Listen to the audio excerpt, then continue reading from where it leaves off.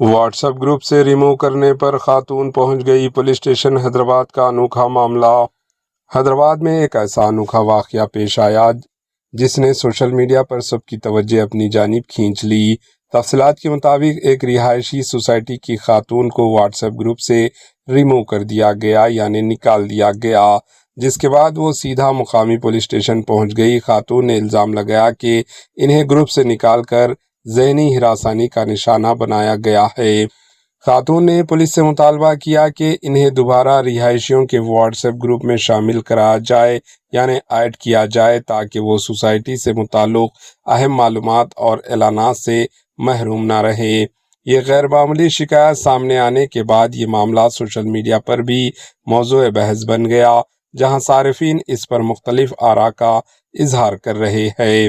اگرچہ اس معاملے میں پولیس کی جانب سے کسی قانونی کارروائی کی تصدیق تو نہیں کی گئی، تاہم واقعہ شہریوں کے درمیان گفتگو کا مرکز بن گیا ہے۔